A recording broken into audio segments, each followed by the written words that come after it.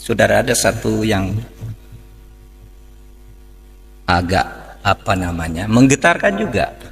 Ketika mungkin sudah banyak yang baca buku ini, sebuah buku kecil, ya, judulnya Life After Death, hidup sesudah mati, ditulis oleh Raymond Moody.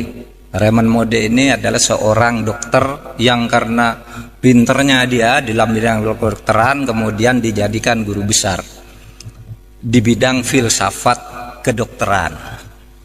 Nah, ketika dia mengajar ditanya oleh mahasiswanya, Pak Moody, Bapak dokter yang sudah nangani banyak ribuan orang mati, banyak menyelamatkan orang tapi sering juga gagal. Mahasiswanya tanya, Dok, kalau orang mati itu pergi kemana?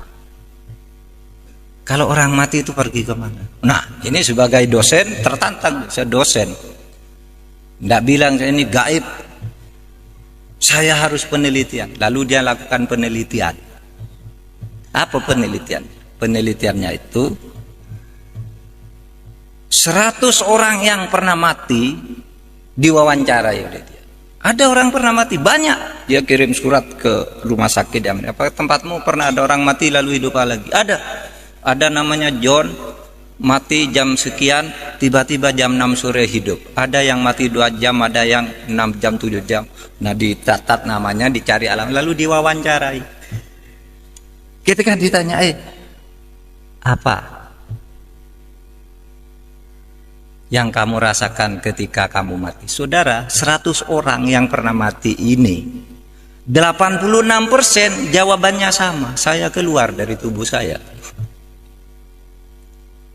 Yang 14% itu kira-kira mirip jawabannya, tidak bertentangan tetapi tidak persis mengatakan keluar dari tubuh saya. Jadi orang mati itu, saudara kalau mati besok keluar dari diri saudara sendiri. Lalu apa yang saya lihat ke bawah, ibu saya nangis, kata yang punya ibu. Istri saya nangis, anak saya nangis, dokter berusaha nolong gitu. Waduh, saya sudah tidak bisa menolong. Ini sudah mati gitu. Terus kemana kamu? Terus saya masuk ke lorong yang sangat gelap. Sudah itu saya masuk ke tempat yang sangat terang benderang. Apa yang kamu lihat di tempat terang benderang itu? Ini 100 orang jawabnya sama. Saya melihat seluruh perjalanan hidup saya dalam sekejap. Jadi sekejap dia bisa melihat semua apa yang dilakukan ketika hidup itu. Ya, ketika masuk sekolah, ketika pergi ke pasar, ketika pacaran, ketika berselingkuh, ketika korupsi, dilihat semua dalam sekejap itu. Ketika manusia itu sampai di suatu saat, di suatu tempat yang terang benderang, manusia itu melihat amalnya sendiri. Sehingga dia tidak bisa mengatakan, saya tidak pernah mencuri. Ada sih itu, di alam terang itu kamu melihat sendiri. Itulah yang di dalam Al-Quran dikatakan, ma yalfidhu an qaulin illa ladaihi raqibun atid.